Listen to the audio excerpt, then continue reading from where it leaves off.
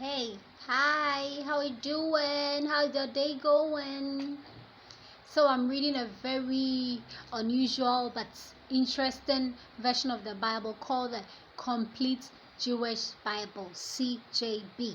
I'm reading from Acts chapter 10 and I think you will enjoy it. So I want to share with you. You ready? I'm ready. Verse 1. There was a man in Caesarea named Cornelius, a Roman army officer in what was called the Italian regiment. He was a devout man, a God-fearer. As was his whole household, he gave generously to help the Jewish poor and prayed regularly to God. One afternoon around 3 o'clock, he saw clearly in a vision an angel of God coming in and saying to him, Cornelius. Cornelius stared at the angel, terrified. What does it say? He asked. Your prayers, replied the angel, and your acts of charity have gone up into God's presence so that he has you on his mind. 5.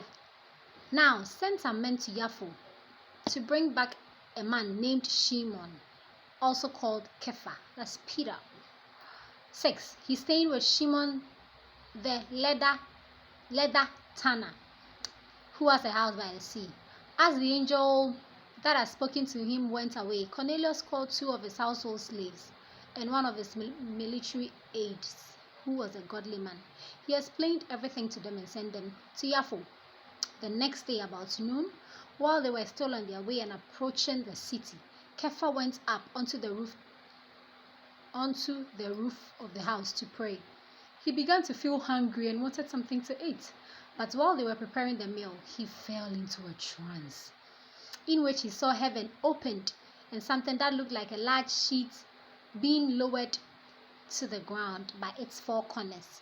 In it were all kinds of 4-footed animals, crawling creatures, and wild beasts. Then a voice came to him.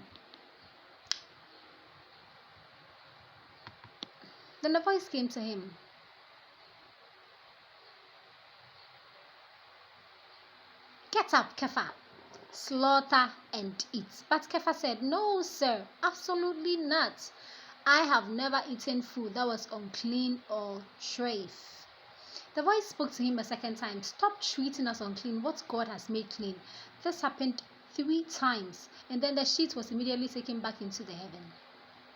Kepha was still puzzling over the meaning of the vision he had seen when the men Cornelius had sent, having inquired from Shimon's house, stood at the gates and called out to ask if the Shimon known as Kepha was staying there.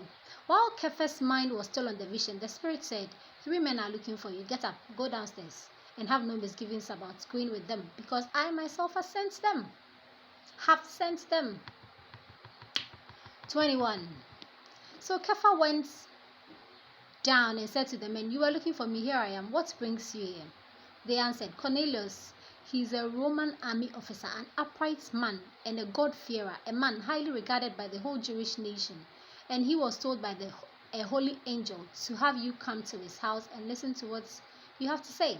So Kepha invited them to be his guest. The next day he got up and went with them, accompanied by some of the brothers from Yaffo. And he arrived at Caesarea the day after that. Cornelius was expecting them. He had already called together his relatives and close friends. As Kepha entered the house, Cornelius met him and fell prostrate at his feet. But Kepha pulled him up to his feet and said, Stand up. I myself am just a man. As he talked with him, Kepha went inside and found many people gathered. He said to them, You are well aware that for a man who is a Jew to have close association with someone who belongs to another people or to come and visit them is something that just isn't done. But God has shown me not to call any person common or unclean. So when I was summoned, I came without raising any questions. Tell me then, why did you send for me? Cornelius answered, 3 days ago, around this time, I was at Mencha prayers in my house when suddenly a man in shining clothes stood in front of me and said, God has heard your prayer and remembered your acts of charity. Now send to Yaffo and ask for Shimon, known as Kepha. He's staying in the house of Shimon, a leather tanner by the sea. So I sent for you immediately, and you have been kind enough to come. Now all of us here are in the presence of God to hear everything the Lord has ordered you to say. Then Kepha addressed them. I now understand that God does not play favorites, but that whoever fears him and does what is right is acceptable to him, no matter what people he belongs to. Here is the message that he sent to the sons of Israel, announcing shalom through Yeshua the Messiah, who is Lord over everything. 37.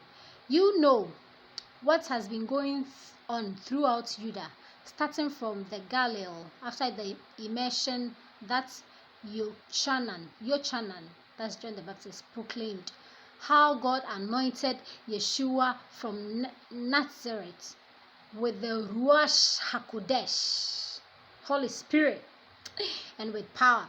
How Yeshua went about doing good and healing all the people oppressed by the adversary, because God was with him. 39.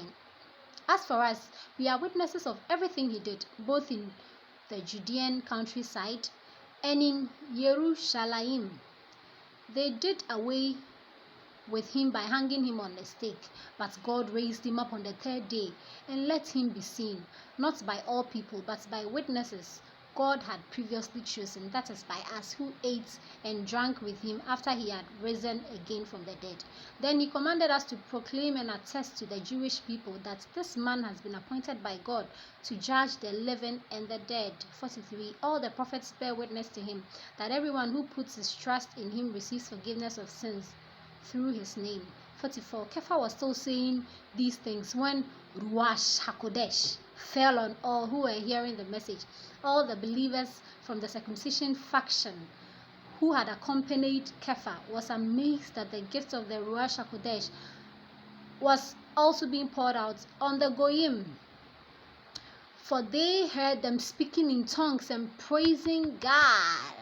Kepha's response was, is anyone prepared to prohibit these people from being immersed in water? After all, they have received the Ruach HaKodesh just as we did. 48. And the last verse. And he ordered that they be immersed in the name of Yeshua the Messiah. Then they asked Kepha to stay on with them for a few days. We did it.